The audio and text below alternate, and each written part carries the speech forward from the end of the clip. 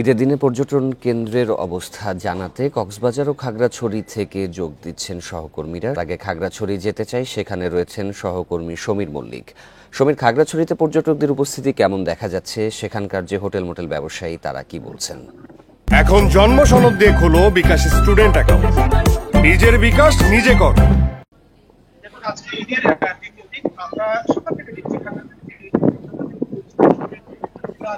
মায়াবিনী lake এবং জেলা পরিষদ পার্ক সবখানে কিন্তু পর্যটনের যে পদবারে মুখরিত। আমি এই মুহূর্তে রয়েছে খাগড়াছড়ির প্রধান যে পর্যটন কেন্দ্র রয়েছে আলুটিলা, সেখানে রয়েছে।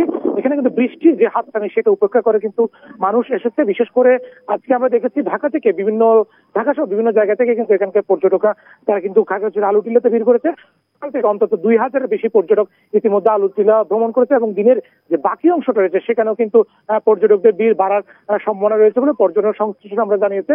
শুধু আলুটিলা নয়, খাগড়াছড়ির অন্তত 5 থেকে 6টি পর্যটন কেন্দ্রে আমরা যতটুকু সকাল থেকে খবর নিয়েছি প্রতিটি কেন্দ্রে কিন্তু পর্যটনের পদবারে মুখরিত।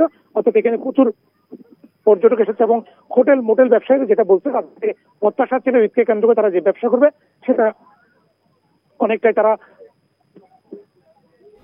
পাচ্ছে। এবং একই সাথে এখানে খাগড়াছড়ি হয়ে অনেকে কিন্তু সাজেকে যাচ্ছে। আমরা সাজেকে খবর নিয়েছি, সাজেকের অধিকাংশ হোটেল মোটেলগুলো অর্থাৎ প্রায় 90% হোটেল কিন্তু ইতিমধ্যে বুকিং হয়ে গেছে। এবং টুরিস্ট পুলিশের পক্ষ থেকে যে বিষয়টা বলা হচ্ছে, তারা পর্যটকদের নিরাপত্তা দেওয়ার সর্বোচ্চ ব্যবস্থা নিয়েছে।